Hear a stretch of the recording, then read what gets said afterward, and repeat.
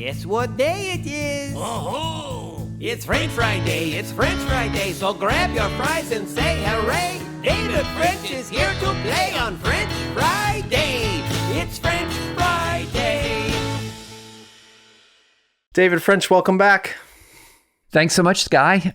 Always have fun on these conversations. Well, I'm grateful to have you here. And we should let everyone know off the top that about 2 weeks from now, we're going to be together in Nashville. Yes. Or somewhere near Nashville. I forget. Me, you, and Mike Erie are going to have a Holy Post evening. So if folks want to be a part of that, you can still get tickets at holypost.com/events. And we don't have a plan put together on the topics we're going to cover that night, but I'm sure it will be a lot of fun. Looking forward to it. Oh, me too. I'm really looking forward to it. And we won't lack for topics. No. I have a feeling, Skye. I know that. Do you know Mike? Have you ever interacted with Mike Erie? I don't think that I have. It's one of those things where you ask, and I've interacted with so many people over Sure. the years that I'm tentatively saying no. And I'm sorry if I have forgotten a long, great dinner conversation or something. Mike has not been in Nashville that long, so it's totally understandable that you may not have bumped into each other. But he and I went to school together. We went to Miami together and have been friends for a long time. But anyway, I think it's going to be a great conversation. It's three bald men, which is, it wasn't by design, but it certainly worked out that way. Looking forward to that. Okay, we got a bunch of stuff we want to talk about today. And the first one is Israel and Gaza. You wrote a piece this month in the New York Times titled, "Israel is making the same mistake America made in Iraq." You're uniquely qualified probably to write on that topic because you were in Iraq and you were part of the mistake and the correction of the mistake that America made in Iraq. So let's dive into what was the mistake the U.S. made in Iraq, and how do you see that being repeated by Israel? Yeah. So the mistake we made in Iraq is rooted in some of the same concerns that is making Israel make the mistake again in Gaza. And the issue is this, okay? So you have a hostile force, in this case, Saddam Hussein and his army. In the Iraq case, in the case of Gaza, you've got Hamas and its military brigades and its infrastructure and its government. And you want to remove the hostile force. You want to defeat the military, remove the government, and replace it. And you also do not want to occupy and run the place because you think that will make everything worse. That what you want to do is have as light a footprint as possible after the military operation is over. You want civil society to come back free from the oppressive, in the cases, the Hussein regime, et cetera. And that the hope is that you can remove, sort of like treating the enemy force almost like a malignancy, that you remove it from that community, and then hopefully the health of the community can revive. And so for a long time in Iraq, basically from 2003 into 2006, we adopted an approach which was, we used extreme but precise. Now, I'm not going to say all of it was all precise at all times, but as a general matter, extreme but precise force to remove the military force that we were opposing. We also, through de-Baathification is what it was called. The Ba'ath Party was Hussein's party. Through de-Baathification, removed the civil governance of the Hussein regime. We destroyed the military power of the Iraqi army. And everything fell to pieces. It just fell to pieces because it turned out that when you remove the malignancy, other malignancies emerged. And there was a power vacuum. Exactly. There's a vacuum, and you get eventually ISIS rises into that vacuum. Right. So we did not fill the vacuum effectively. Now, we had a coalition provisional authority and we tried, but we just didn't do it. And so what ended up happening was we had this situation where you had removed the authority, but regime elements were filtering back in. You were having the rise of Al-Qaeda in Iraq to fill the vacuum. It was a nightmare. And our tactics for a long time weren't evolving and changing to deal with the nightmare. There was a phrase that was used called commuting to war, where we had soldiers in these big bases, and they would, when there was a pop-up of the insurgency, would commute to put down that part of the insurgency and then commute back into the base. But that was not a mission accomplished process, because we could defeat the insurgents in open combat. But then when you leave, the remaining and surviving insurgents are still there. They're or still you've there. created new ones. Or you've created new ones because there are civilian casualties that result when there's pitched fighting in urban environments. And so by late 0506, that strategy for our perspective had just utterly failed. It had utterly failed. And we went to something completely different. And you can call it counterinsurgency. You can call it the ink blot strategy, whatever you want to call it. It was a total sea change. And what we did was, rather than commute to war, you would move to an area that we knew was under control of Al-Qaeda. We would defeat Al-Qaeda, and then we would stay. We would not leave. We would not commute back. And so we would put up all these little bitty combat outposts where there were just sprinkling, sort of like you throw croutons on a salad. You had these combat outposts just sprinkling across our area of operations. And we literally would not move from a cleared area until we could be sure that we had in place the kind of infrastructure that would prevent a renewed insurgency. Well, if you're able to, this is more than Monday morning quarterbacking, but when you look back on the Iraq War, what led to the illusion that we could just go in, clear out, de-Ba'athify that area, and why did American forces believe there wouldn't be a power vacuum that would be filled by bad things, but be filled by good things? Was there a false belief, an illusion, something that was miscalculated? I think one of the things that we really underestimated was the underlying latent chaos in the Iraqi civil society itself. So Iraq was a country that was not born organically. It was created by the colonial powers, and it combines three big groups, Sunni, Shia, and Kurd. And while I'm not going to say there was never a sense of Iraqi identity, in many ways it was subordinated to the identity, the other identities, the Shia identity, the Sunni identity, the Kurdish identity. And so what you have is a situation where it was much less of a modern state than we considered, and much more of sort of a fractiously divided nation that was artificially united through raw oppression.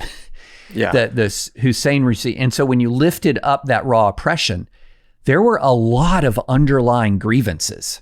So the Shia for years had been subjugated violently by the Sunni. The Kurds had been subjected to just horrific treatment by the Hussein regime. There was a lot of anger. There was a lot of bitterness. You combine that with some latent Islamic radicalism that was already emerging. Saddam tried to take advantage of it. He wrote a Koran in his own blood, people might forget, or at least purportedly. He brought in jihadist paramilitaries that were at the time, they were called the Fedayeen, but they were sort of proto-Al-Qaeda. They were irregular jihadist militia. And so in many ways, we just had a total swing and a miss on what we thought Iraqi society fundamentally was and what the Iraqi nation fundamentally was. Yeah, I don't want to spend too much time rehashing 20-year-old events, but I do recall in that time frame, then Senator Biden was arguing that Iraq was actually three different nations, and maybe after the overthrow, it should have been partitioned between the Kurds, the Sunnis, and the Shias. And you see this throughout post-colonial parts of the world where European and Western powers had colonized them. They vacate those colonies and create these artificial boundary lines of these nation states, not paying attention to the true national origin and identity and people groups and language groups that existed there. And then the only way to keep it intact is with a strongman, with a dictator, with someone like a Saddam Hussein that just dominates and forces conformity. And so the U.S. comes in, topples that regime, and all the underlying chaos bubbles up. And I remember Biden was kind of ridiculed at the time for suggesting that, but in hindsight, he was probably correct on some level. I don't know. They were so intertwined. It was sort of like, well, what are the borders of this new? Yeah. I mean, sure. And you would have a war over that. There would be war over that. But I think his instinct, though, that these three groups don't naturally conform, and we shouldn't be naive to think they're going to naturally emerge into a civil society, was correct. That was spot on. And so I would say that the The difference in the strategy was the initial attack, the initial approach was sort of strike, defeat, and keep tabs on what came next. Now, we did have a coalition provisional authority. We did have a government that we put in place in Baghdad, but it didn't have a big enough footprint to actually govern the country. And so we were striking, defeating, and then sort of monitoring. That did not work. What we had to go to was something called clear, hold, and build. And so that tactic, which was to remove al-Qaeda, hold the territory so al-Qaeda couldn't get back, and then rebuild. We literally sometimes would not even move on from a village or a town until we began to see things like markets reopening, families coming back, where we knew when we left we were going to have security there that was going to be strong enough to resist any kind of al-Qaeda reinfiltration. And it worked. We had this saying when I was there that was coin sucks, but it works. Coin means counterinsurgency. And why is it so hard? Because it's not just the combat element, which of course is ultimately hard, but it was also the civil society building element. It was liaising with tribal leaders. It was assisting in economic development. I mean, this was a multifaceted approach. And Israel is not taking that approach in Gaza. It is what we are seeing is that Israel is striking hard Gaza, obviously, but largely withdrawing from almost all of the territory. And so then what's happening is now they're having to go back and fight again over some of the same parts of Gaza that they fought over once. And this is something that happened in Iraq. There's a reason we say we have a first battle of Fallujah and then a second battle of Fallujah. We had a first battle of Baghdad and a second battle of Baghdad. We've had multiple fights for Mosul, for example. And it was because of the consequence of the strategy of striking and leaving a power vacuum. And we're seeing this in Gaza. Yes, Israel has really debilitated Hamas's military power. But if Israel just pulls right back out, even a diminished Hamas can fill that vacuum that Israel has left. It seems like there's two different pieces here, though. One is the vacuum that's created when you don't have an occupying power that stays in place. But then the other is similar to what happened in some parts of Iraq. When a military force comes in and breaks what's there, you're not just breaking the government or the military strength, you're breaking supply chains, you're breaking water, you're breaking food, you're breaking all the necessities of a civilian population. And when you break all those things and then just walk away, you not only are creating a humanitarian crisis, you're also perpetuating hatred, in this case, Palestinian hatred of Israel, or in Iraq, Iraqi hatred of the United States, because you've just destroyed their society and done nothing to repair it. So there is that humanitarian piece of it. And some people have been arguing about the U.S. and the Biden administration having a sort of hypocritical position, where on the one hand, we're supplying Israel with its weaponry to destroy Gaza, and on the other hand, we're trying to argue that we need to be giving more humanitarian aid. And yet it sounds like you're saying that those need to go together. You can't just have one or the other. They have to go together. So for example, when we were fighting the ISIS fight and the Battle of Mosul, there were extreme, and throughout the attempt to retake northern Iraq and parts of western Iraq from ISIS, throughout that process, we were trying very hard to protect civilians, to create, with the Iraqi government, trying to create places where civilians could go. And it didn't always work. The Battle of Mosul, by the time of the 2016-2017 Battle of Mosul, ISIS had figured out what we were doing, and they actively tried to keep civilians in. They would literally sometimes have groups of civilians that would move with ISIS. They would compel them to move with ISIS fighters to prevent air attacks or artillery attacks. And so the Battle of Mosul ended up with much higher civilian casualties than many of the other battles, because ISIS was so keen on keeping the civilian population under their jurisdiction and authority as a form of human shields. But during the fighting, we were very focused on the humanitarian element. When I was there, we were absolutely focused, and they went hand in hand. And there is this element of the law of war that a lot of people don't like to talk about it, because it's they don't want to use the O word, occupation, right? They don't want to use that because they don't want to occupy. But the reality is when a military defeats an armed force and is sitting on whatever's left of the city, international law imposes on them certain kinds of obligations, maintaining law and order, providing basic necessities, food and clean water for the population. And so this occupying power legal authority, which is deeply rooted in morality, by the way, it's a moral principle made into law, imposes upon you the requirement of safety, security, food, water, basic sustenance. And I would say if you're going to look back at the early phase of the Iraq War, our biggest failure was not actually in the tip of the spear law of armed conflict. Again, there were strikes that were bad. There were individual soldiers, and certainly we know about Abu Ghraib. But as a general matter, we fought that war with extreme precision and then completely fumbled our occupying power responsibility. And that then led to the next phase of the Iraq War.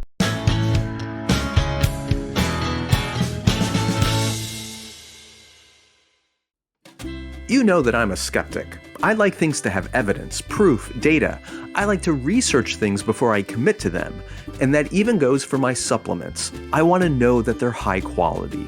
That's why for the last year I've been drinking AG1. Unlike many supplement brands, AG1 conducts relentless testing to set the standard for purity and potency. I know I can trust what's in every scoop of AG1 because it's tested for 950 contaminants and banned substances, while the industry standard typically only tests for 10. AG1's ingredients are also heavily researched for efficacy and quality, and I love that every scoop also includes prebiotics, probiotics, and digestive enzymes for gut health. So, if you want to replace your multivitamins and your digestive aids, your immune support into just one simple scoop, start with AG1. So beyond Israel's, everyone knows Israel's military strength is second to none in the region, and they have dominated in Gaza and walked over the Hamas fighters. Their failure, however, to adequately protect civilians or to occupy the spaces that they have cleared, providing food, shelter, water, all those kinds of things. What is the impact of that, you think, on the international view of Israel in this conflict? It seems like a little bit like 9/11. There was a great deal of sympathy for Israel after October 7th. And just as some goodwill towards the United States was lost once we invaded Iraq and some of those decisions, has that goodwill been lost for Israel because of the way it's conducted itself? Not so much in the tip of the spear, as you're saying, but in the aftermath and not adequately taking care of the breakdown of Gaza and the civilian population there. Yes and no. So I'll start with the no, then go to the yes. The no is, look, this is a sad reality, and it's part of the structural anti-Semitism of international diplomacy and the United Nations, is that Israel is held to a standard that no other great power holds itself to. Israel is held to a standard that essentially no other great power complies with. And so there's a way in which I just knew as soon as Israel began to respond after October 7th, and I began to see the first critiques of Israel on October 8th and October 9th, when people from a distance were looking at the bombing and everything and saying Israel's already going overboard. And I was thinking, do you guys not remember Raqqa? Do you not remember Mosul? I mean, in the battle for Mosul, we used so many of our precision Hellfire missiles, which are anti-tank missiles that are very, very, very, very accurate and precise, that we began to deplete our national stocks of these missiles in one battle, in the Battle of Mosul. So looking from a distance at that sort of extreme violence in response to Hamas, I was thinking, yes, this is what an advanced military does when it's facing an entrenched military like Hamas. So let's just stipulate, and I think it's absolutely indisputably true, that Israel is wrongly held to a higher standard. And this has been the case for generations, and it's part of the structural anti-Semitism in the United Nations. On the other hand, there's also legitimate critiques, because I have talked to friends and I've talked to sources in the Pentagon who have said to me, Israel, there are things that could be done here to ease this humanitarian crisis that are not being done. And so you can hold two thoughts in your head at the same time, one of which is, yes, Israel is subject to an immense amount of unfair criticism. And then the other one is there are ways in which they approach this war that, quite frankly, a lot of people within the Pentagon say, we would not have done. We would not have done. And so that's part of the challenge here, because Israel has the right, and I would say moral obligation, to protect its citizens from Hamas, without question. And that's going to be an ugly, horrible, terrible business, in large part because Hamas is hiding amongst the civilian population. If Hamas fought like the Egyptian army in 1973 and emerged and fought the IDF in open combat, the way the Egyptian army fought the IDF in 1973, or the Syrian army in the Golan Heights, this thing would have ended about 48 hours after it started. Right. But Hamas knows that. So they go straight into the civilian population. And so there was no way to do this in a clean, neat way. But at the same time, I think it is legitimate to ask if Israel has fulfilled its obligations on the back end the way it should. Okay, so that raises the question of going back to Iraq and the U.S.'s response. The U.S. never intended to permanently occupy Iraq. And so no, did not want to. Exactly. So initially it was, well, let's get in, let's tip of the spear, let's destroy the military and the government, and then let's get out of there so the Iraqis can govern themselves. And we realized, oh, we got out of there too quick. We need to slow down and give them space and time and safety to construct a new civil society. The question is Israel's intent to destroy Hamas, to allow the Palestinians in Gaza to rebuild their civil society without Hamas and get out of there so the Palestinians can govern themselves? Because that would then lend itself to learning the lessons that the U.S. learned in Iraq. But some are speculating that's not Israel's goal, that they don't want the Palestinians to reoccupy their own territory in Gaza. Therefore, why would they follow the U.S. model in Iraq? Because that's not the goal. Yeah, I think the U.S. model in Iraq in many ways is kind of off the table for most Israelis because they don't want to occupy. So they don't want Hamas there, and they don't want to occupy because they know occupation leads to long-term insurgency. It's really, really difficult. What they would like to see, the best articulation of the plan forward would be essentially destruction of Hamas, replacement with either Palestinian or a allied Arab force with Israeli security guarantees and security monitoring with buffer zones, et cetera. I've noticed an interesting change perhaps in some of the rhetoric, and is that it's gone much more from, hey, we have to remove Hamas and destroy Hamas completely, to more like we have to make sure this can never happen again. That October 7th can't happen again, which is a very different, those are different aims.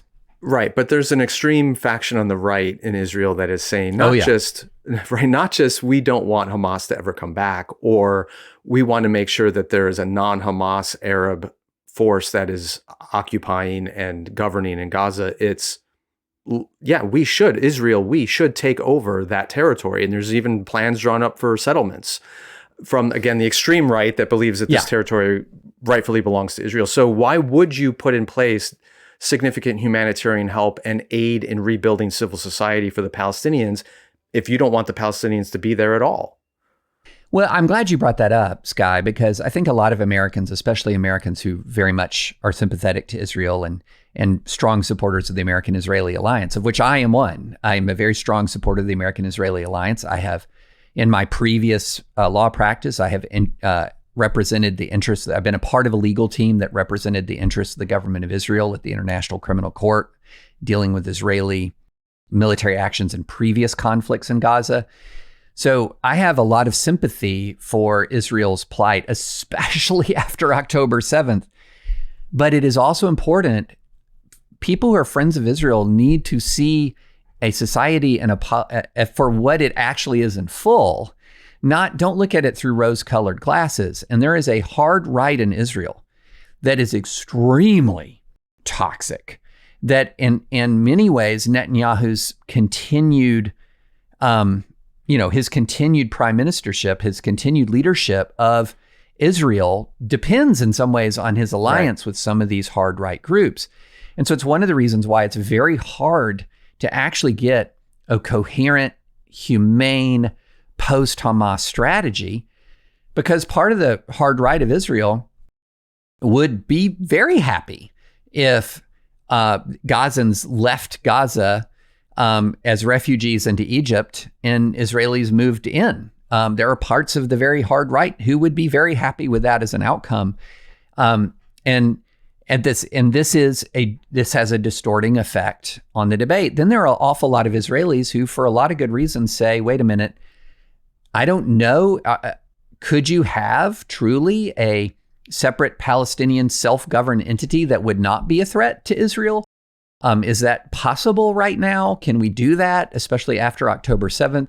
So there is no, I have not seen, and I've tried to look carefully for this. I don't really see any sense of consensus as to what should come next. There's a lot of consensus that Hamas has to be debilitated, if not destroyed, but certainly debilitated to a point where it can't even think about another October 7th for a generation. But there's a lot of consensus on hitting Hamas. But, as we learned in Iraq, what comes next is actually what determines the long-term outcome of the conflict. Right. The initial attack will not determine the long-term outcome of the conflict. Yeah, and I think that's what I find so confusing from my very distant perspective. It's when I think about the Iraq War, my understanding is the ultimate goal of the United States never really changed. It was always, we want to get rid of Saddam Hussein and his regime, and we want to eradicate those forces in Iraq that are hostile to the U.S. and its interests. But at the end of the day, we want to be out of here, and we want Iraq to govern itself and be an independent, hopefully flourishing state in the Middle East. That was always our goal. And so how we get there and the different tactics we use changed over time when we realized, well, this one's not working, maybe that one. But the goal was always the same. I have yet to see or hear what is ultimately Israel's goal with Gaza. Yeah. Right? Everyone agrees, Hamas cannot remain in power because of October 7th. But is it an independent Gaza? Is it connected to the Palestinian Authority in the West Bank? Is it a pan-Arab force that is occupying it and governing it? Is it the eradication of the Palestinians in Gaza either through refugee status in Egypt or elsewhere in the Middle East? What is the goal here? And if you don't have a goal in mind, how do you begin to come up with a strategy that cares for the people there? So that's what's so confusing about this moment.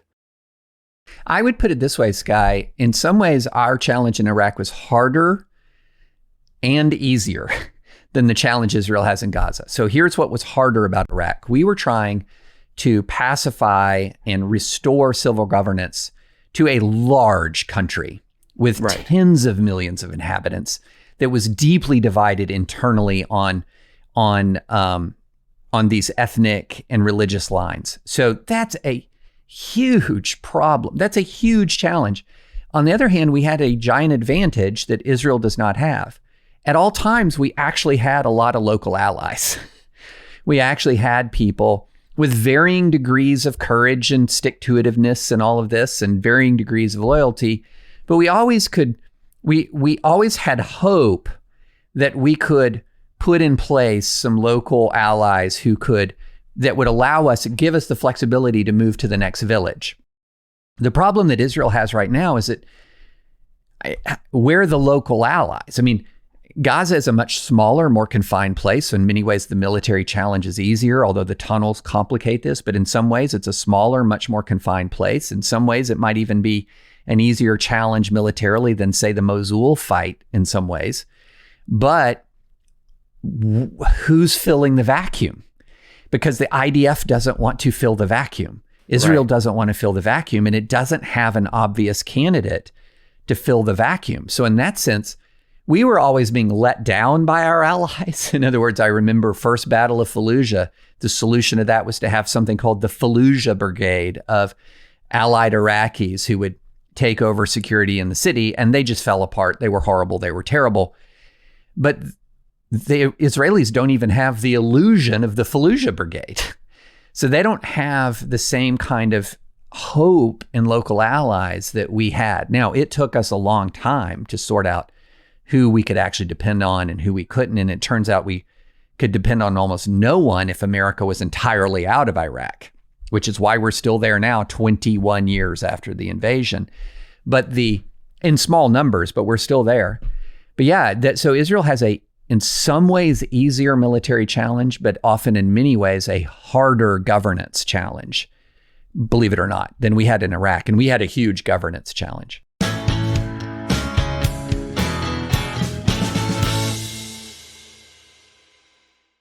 This episode is sponsored by Fabric by Gerber Life. Do you remember when your parents sat you down as a kid to talk about the importance of life insurance? Nope. Me neither. I didn't think about life insurance growing up, and then suddenly I had kids of my own and I realized how much they were depending on me to be there for them no matter what. That's where Fabric by Gerber Life comes in. Fabric by Gerber Life is term life insurance you can get done right here, right now. You can be covered from your couch in under 10 minutes with no health exam required. Fabric has flexible policies that fit your family and your budget with quality policies like $1 million in coverage for less than $1 a day. Join the thousands of parents who trust Fabric to protect their family. Apply today in just minutes at meetfabric.com/holypost. That's meetfabric.com/holypost. MEET fabric.com/holypost. Policies issued by Western Southern Life Assurance Company. Not available in certain states. Prices subject to underwriting and health questions. And thanks to Fabric by Gerber Life for sponsoring this episode. So we could spend another half an hour or hour talking about the wider impact of this conflict. We just saw an exchange back and forth between Israel and Iran, with Israel attacking the consulate in Syria, Iran responding with their attack, and then Israel responding with theirs. It's a whole lot of stuff here. But I want to shift over to the U.S. and what we see happening on our shores in response to this conflict. A lot of coverage of the college protests going on in New York City and in other parts of the country. A lot of pro-Palestinian student groups are rallying all kinds of support. They're getting sympathy from different parts of the country. I know you're working on a piece on this, but I'm curious because of your background in defending free speech rights of college students and in your ongoing advocacy for free speech. As you look at what we're currently witnessing, what has caught your attention about this? And in what ways should students who are protesting be affirmed in their free speech rights and in their organizing and protesting? But where are you finding this going too far? And I suppose there's both form and content here, because some of the content isn't just support of the Palestinian cause. It can be flat out anti-Semitism. So either on the content or in the form that these protests are taking, how are you interpreting this through your constitutional lens? Boy, that's a great question. Let's try to untangle this. Let's use buckets. Like buckets. We'll pretend this is like advisory opinions. Yes. So we're going to use buckets. Bucket 1 is free speech. Bucket 2 is civil disobedience. And bucket 3 is just ridiculous lawlessness. Okay. So, so there's bucket 1, free speech. Bucket 2, civil disobedience. So let's break these things down.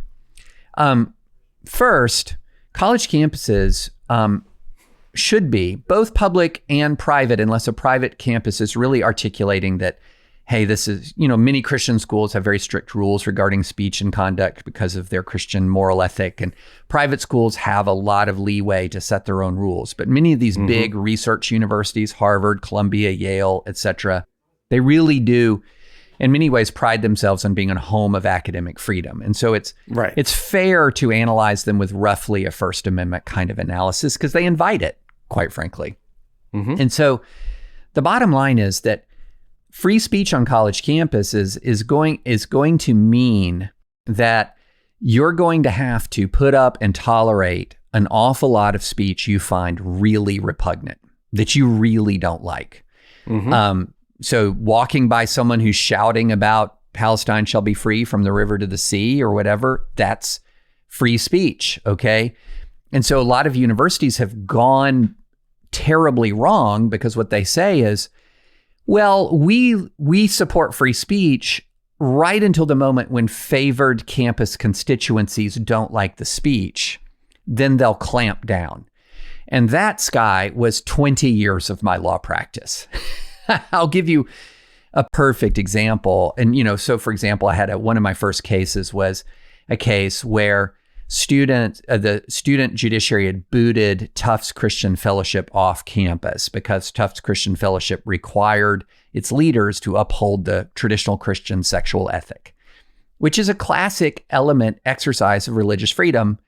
But they were like, no, off campus with you, right? Because a lot of people were deeply offended by the presence of a group on campus that upheld the Christian sexual ethic in word and deed. And that's classic free speech combined with free exercise. And they were tossed off campus. There was no threat to the safety of the community. There was no disruption. And they tossed this group off campus. So we've had a long history. At one point, 15, 20 years ago, up to 75% of campuses and major campuses in the US had speech codes. And so we have this long history of campuses having one standard for speech that they like, which can be provocative as they want it to be, and then another standard for speech they don't like that offends favored campus constituencies. And that's been a huge problem. And then let's compound that with the fact that campuses have permitted students for a generation to confuse civil disobedience and lawlessness. So here's what I mean by that. So civil disobedience actually respects the rule of law, because what civil disobedience says is I'm going to both break the law and endure the punishment of breaking the law. So I'm going to break the law, whether it's to protest an injustice, but then I'm going to submit to the law's operations. This is the classic example of the civil rights movement: peaceful civil disobedience, break the law and submit to the law at the same time. Okay.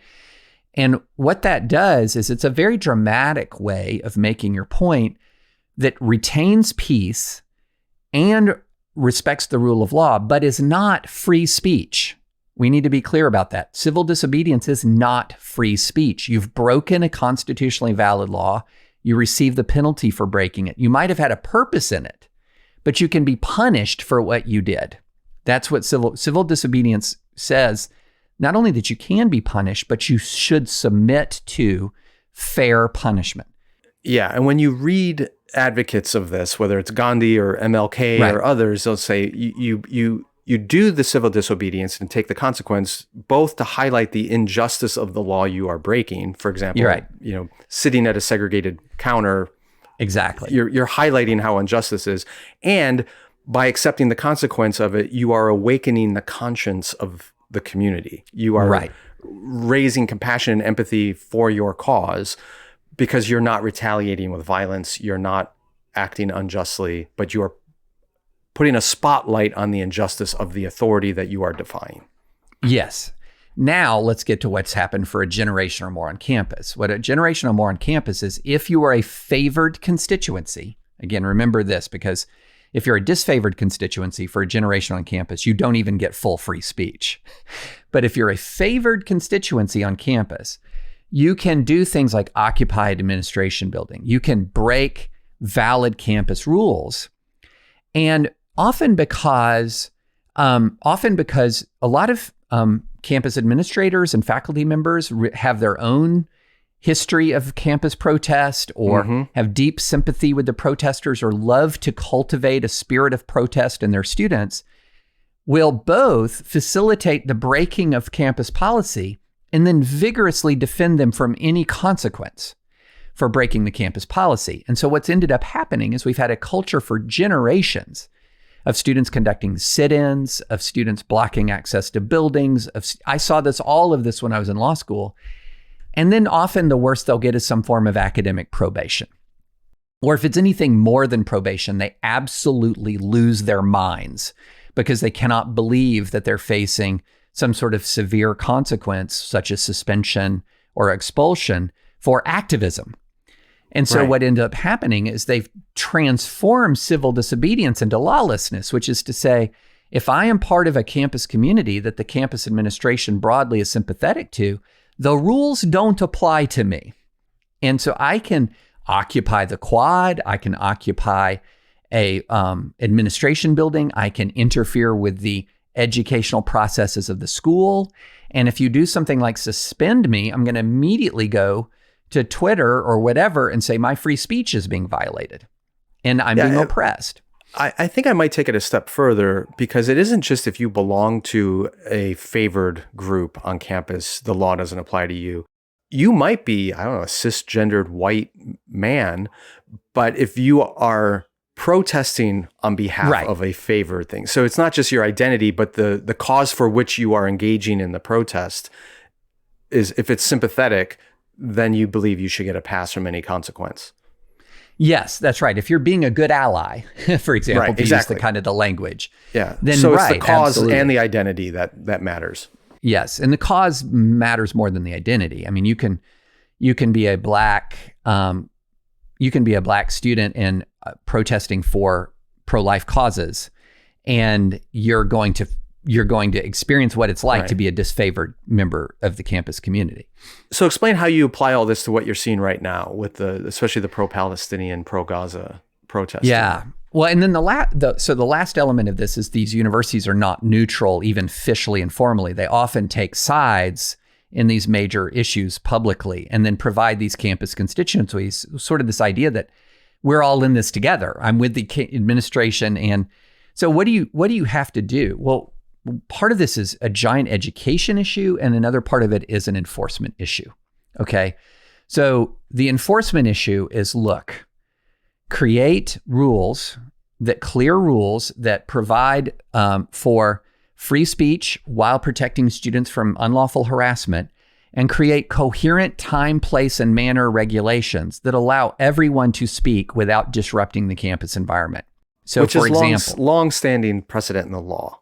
This is the easiest legal principle in the world to articulate. Even-handed enforcement, viewpoint-neutral enforcement, and viewpoint-neutral and content-neutral time, place, and manner restrictions. So, for example, the instant a tent was pitched on the quad, the moment the first tent goes up, an administrator should have said, take the tent down. This quad is not for overnight protest purposes, because of two reasons. One, if it's right around dorms or classrooms, the noise of the protest can interfere with the campus environment. And then number two, you know what? When you're occupying a quad, you're excluding all the other speakers. Mm-hmm. You are saying, I'm going to take this traditional public forum and make it mine, all mine, and nobody else can be here. And that is not the way this works. The way traditional time, place, and manner restrictions work is that if there is a traditional public forum, you can have rules that allow for, say, for example, sequential protests or simultaneous protests when there's enough room for both sides and they can be separated peacefully. But one thing you cannot do is allow one faction to indefinitely occupy the forum. And so one thing is absolutely true. If there's a tent city for pro-Palestinian perspective, there cannot be a pro-Israel event on that space. And the pro-Israel students have every bit as much right to that space. This is when the protesters would say, well, now we're doing civil disobedience. This is civil. Okay. If it's civil disobedience, you're going to be arrested, you're going to be charged, and you're going to face both the legal and school policy consequences of your civil disobedience. And if you're okay with that, okay. But what is happening is they are engaging in they're calling civil disobedience, but because they are refusing to accept the consequences, it's actual just raw lawlessness. And that's the worst of the three buckets by far. And what's your perception? This is too broad a question perhaps, but of the administrations that are facing these dilemmas right now, because it seems like if they really do go in and put down these protests or, force the arrest of those who are occupying the quads, they're going to be accused of being pro-Israel or anti-Palestinian. Yeah. And then they create all kinds of other dynamics in their schools, the administrations. Are they caught? Have they created an impossible situation for themselves because they allowed it to get? So what's the answer at that point? So you can't go back in time and try to train a generation to be more mature. Right. So what do you do? So they're sleeping in the bed that they made right now. Yeah. But not every school. So a school like Chicago, which has a generations long experience with free speech, institutional neutrality. Yeah, there have been some controversial moments on campus, but we are seeing nothing like this. Or Vanderbilt, which is really under its new leadership, doubled down on free speech. Somebody tried a disruptive protest, including by literally just pushing through a security guard, assaulting a security guard to occupy a building on campus. And there were peaceful protests on both sides going on outside. There was a violent act to enter the building and then a violation of campus policy. And Vanderbilt just said, hey, you're gonna face the consequences. 4 students were arrested, 16 suspended. A number of students have now been expelled. And the campus is pretty quiet and people are able to engage in speech. So these campuses that have a long-standing history of a combination of protecting free speech and institutional neutrality have really weathered this much better than those institutions like a Harvard or a Columbia or many of these others that have a long history of profound ideological bias in the way that they've implemented their policies, are now sleeping in that bed. And Skye, my answer, and all they're doing right now, let's just be honest, is they're trying to figure out some way to run out the clock. There's a week or two in the semester. They're trying to just live through the semester. And my view is what you have to do is exactly what you do when, remember in the old days of Windows when you would get the blue screen of death? It says there's a critical failure in this computer. What we have seen is the BSOD on campus, that their system has utterly failed. And so now they have to do a reboot. They have to hit Control-Alt-Delete and reboot. And for the next semester, they have to establish some very clear principles. Principle number 1, we protect the free speech, the legitimate free speech rights of all students, regardless of viewpoint. Principle number 2, we'll implement reasonable time, place, and manner restrictions that will be applied even-handedly and without fear or favor of any campus faction. Principle number 3, if you're going to engage in civil disobedience, which has had long and honored tradition in American history, you're going to face the consequences. You will not be relieved of the consequences. So consider that before you do it. And the final one is, we will not tolerate violence and lawlessness. You cannot occupy, you cannot threaten, you cannot harass without consequence. And so I think with those principles, and then when you're tested, you gotta have the courage to follow through on the reboot. Yeah, I mean, it's hard to disagree with anything you're prescribing there. I just have a hard time seeing some of these administrations being able to do it. And the vibe I get, again, from my very distant point of view, is that some of these schools, and I've talked to people who have more intimate knowledge of some of these settings than others, but some of these schools feel like they are being administrated by people who still want to consider themselves part of the counterculture. Yes. Rather than recognizing that we're actually the man now. Yes. And maybe that brings some responsibility on our part, but they don't want to be perceived that way. So if they actually were to step up and say, hey, we're going to protect the free speech rights of all students, regardless of viewpoint, and limit time, manner, and place, and all, that doesn't seem like something that an activist protester would do. And we want to be seen that way. That's something that responsible adults do, and principled constitutional Americans do.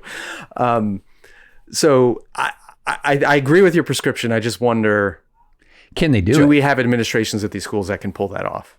Well, Skye, that's the $64,000 question, because the reality is large numbers of administrators essentially view themselves as co-belligerents with these students. Right. Both administrators and faculty. You saw faculty walk out at Columbia recently.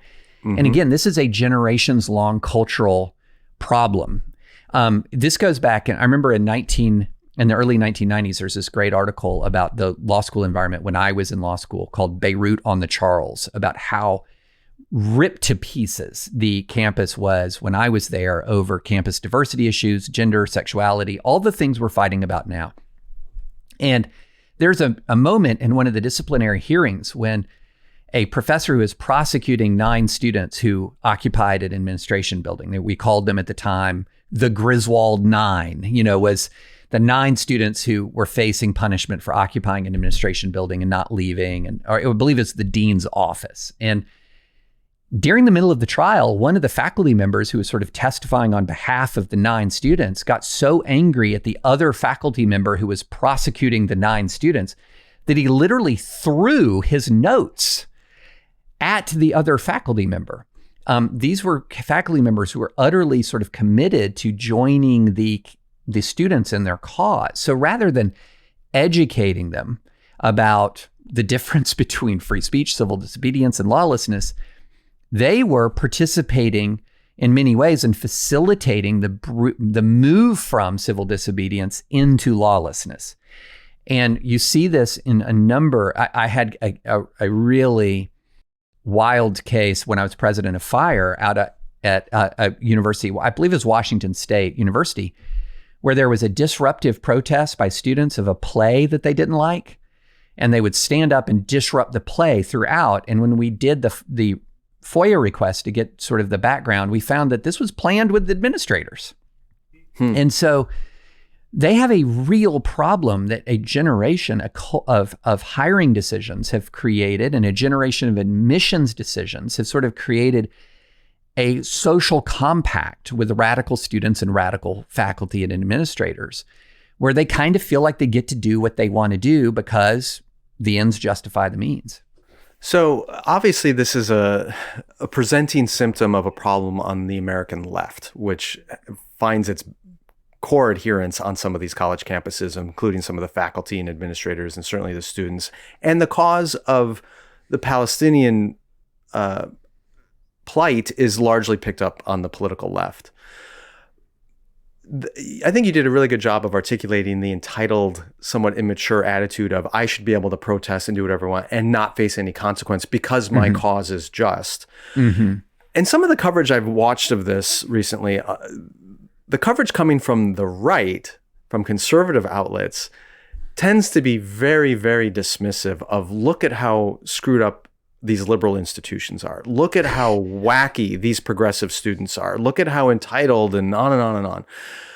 But these are the same media outlets that are making excuses for the rioters and protesters on January 6, 2021, saying, minimizing what they did and giving platform and amplifying Trump's call to say that they're hostages and they shouldn't be in prison and he's going to pardon them for the consequences of their actions. Is there any equivalence on the right to what we're seeing right now on the left, or is that unfair? Skye, I'm glad you brought up the hostage word to describe the January 6th patriots and freedom fighters. Exactly. No. Look, there are going to be listeners who are going to roll their eyes when I talk about this concept of horseshoe theory, because they don't like to hear it, because anything they hear about both sides, they hate to hear that.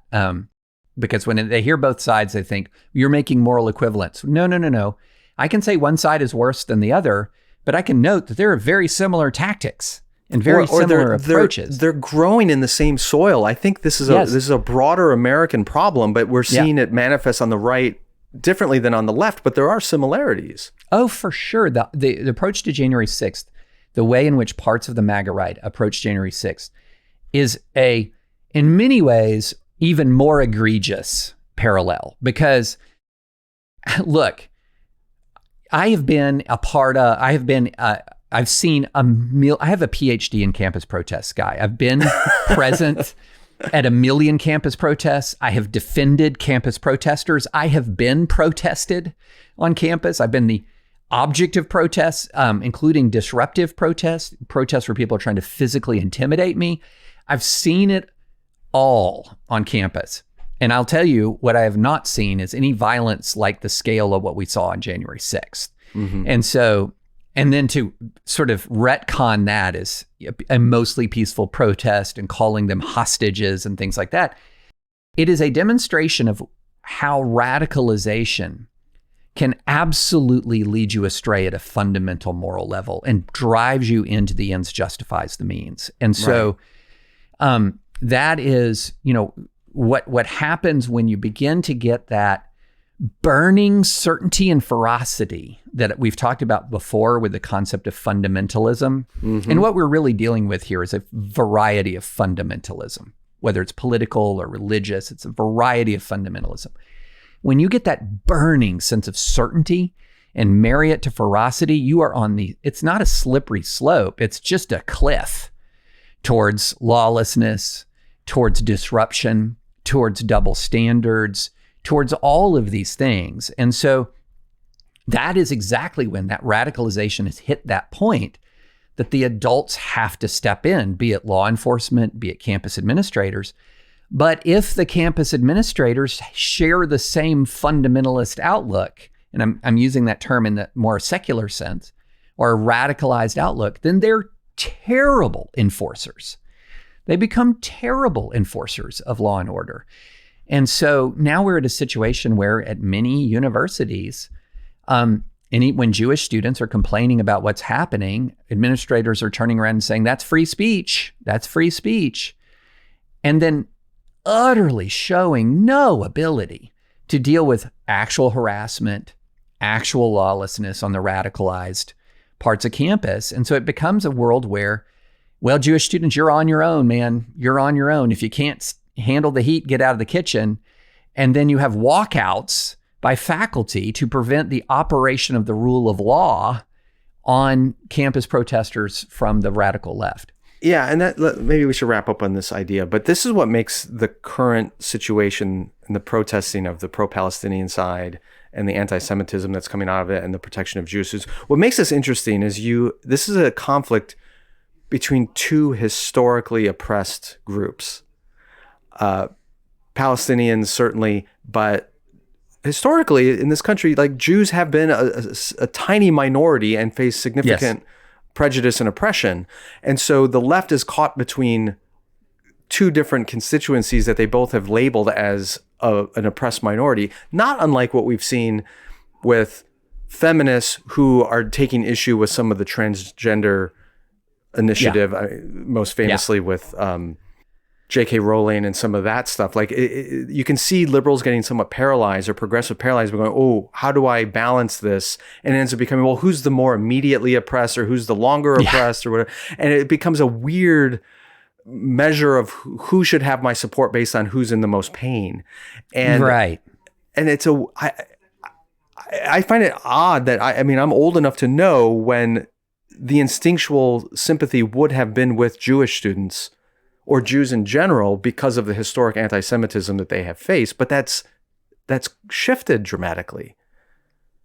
Yeah, it's interesting. I am beginning to see, there are a number of people have come to me since October 7th who are my Jewish friends on the left, more center left than radical left, but center left, and have said some version of, now I know what you've been going through since 2015, which is the ferocity of the intra-ideological conflict is in some ways different and more dramatic than the ferocity of the cross-ideological conflict. So in other words, when it's far left versus center left, the ferocity of that conflict is very much like the ferocity of MAGA versus like traditional Republican or traditional conservative. The near enemy is always worse than the far enemy. Yeah, because you're a brother who's betrayed us. Exactly. Yeah. And so what you have now are a lot of friends of mine who are seeing some of the rank anti-Semitism on quote unquote their side, when they've always been concerned about right-wing anti-Semitism. They've always been alert about that. And they've always thought that, right-wing or conservative arguments that, look, there's an anti-Semitic left. They always thought that was overblown, right? That the real enemy is always sort of on the right. And then you've seen this incredible surge of anti-Semitic incidents. ADL says it's 140% more than the previous year, which set the record. And I'm telling you, that's not all groypers listening to Nick Fuentes. This is a ton of radical left pro-Palestinian protesters. Whatever issue you're looking at, is this partly rooted in just a failure of imagination? What I mean by that is a sort of zero-sum way of thinking that you can't simultaneously empathize with the pain and struggle of Palestinians and the people of Gaza, and at the same time have shown care and compassion for the victims of the January 7th attack in Israel.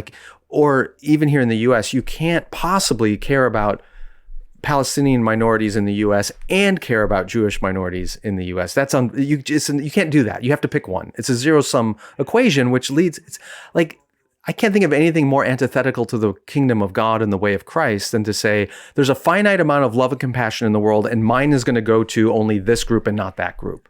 Exactly, Skye. Exactly. And look, I'm not a person who says that America has God's system of government. I'm never going to say that. Never.